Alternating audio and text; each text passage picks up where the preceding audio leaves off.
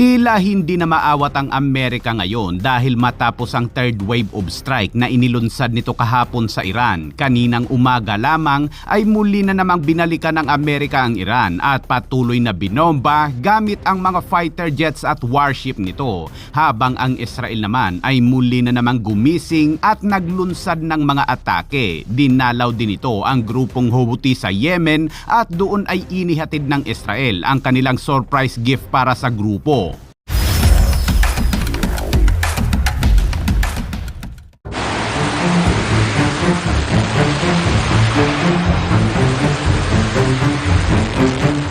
Ngayong weekend ay mabilis na lumala ang sitwasyon sa Middle East kasunod ng mga serye ng pag-atake ng Iran sa mga barkong pangkomersyo nitong unang bahagi ng linggo na naging dahilan naman upang ang US Central Command ay maglunsad ng pangatlo at malawakang pag-ataking militar sa Iran. Sa ipinakitang black and white strike footage ng CENTCOM kahapon ay makikita ang pagwasak ng mga US fighter jets at US warship sa mga military assets ng Iran tulad ng air defense system, radar at missile launcher. At ayon sa tala ng CENTCOM ay umabot na sa 300 target ang kanilang sinira at makikita sa Qasim Island na bahagi ng Iran ang makapal na usok dahil sa mga pag-atake ng US forces. Agad namang gumanti ang Iran ng missile strike at tinarget ang mga base militar ng Amerika sa mga karatig bansa at ipinakita pa ng Iran ang kanilang paglunsad ng mga ballistic missiles.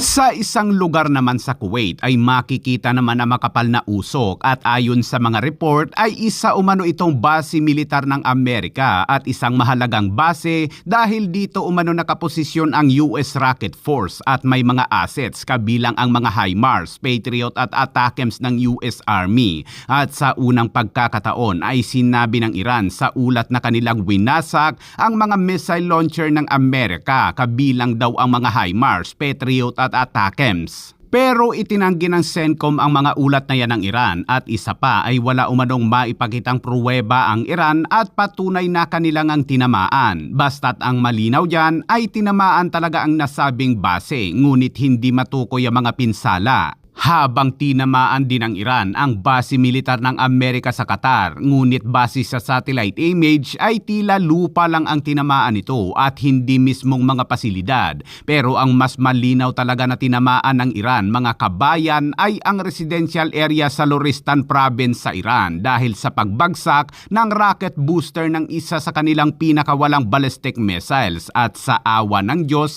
ay wala namang nasaktan.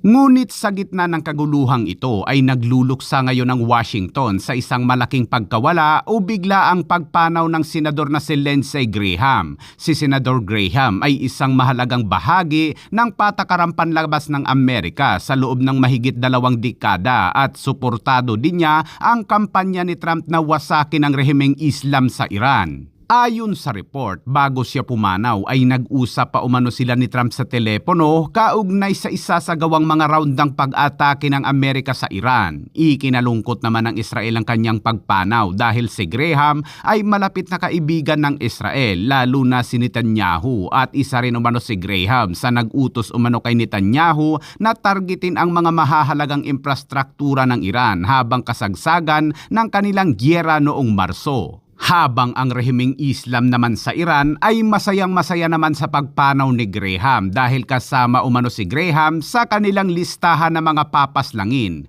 Ngunit pagsapit ng alas 5 kaninang umaga ay nagulantang na naman ang Iran dahil muli na namang umatake ang US forces. Sa footage na inilabas ng CENTCOM ay makikita ang kanilang pagpapakawala ng mga fighter jets mula sa isang aircraft carrier.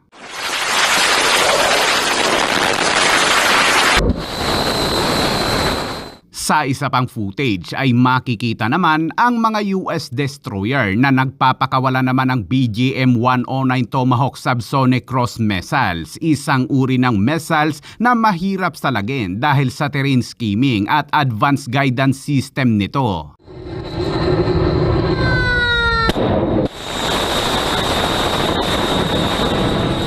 Sa isa pang footage ay makikita naman ang mga target na tinatamaan dahil sa pinagsanib na opensiba mula sa himpapawid at karagatan.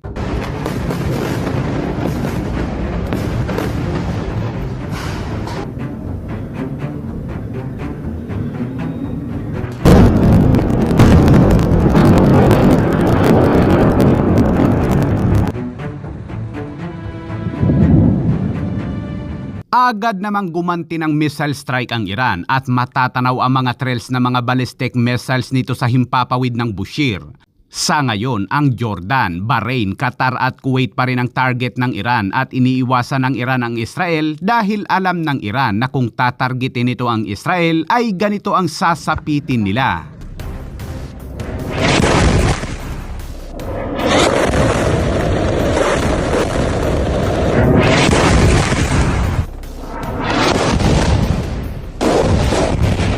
Yan ang mga atake ng Israel kahapon sa Gaza mga kabayan matapos matuklasan ng IDF na ang mga natitirang Hamas sa Gaza ay muli umanong gumagawa ng mga armas sa isang residential area. Sa ngayon ay handang-handa ang Israel na pumasok sa labanan ngunit ang Iran ay umiiwas na targetin ng Israel kaya ang ilang mga puwersang panghimpapawid ng Israel ay lumipad patungo naman sa Yemen kahapon at doon ay tinarget ang mga posisyon ng grupong Houthi.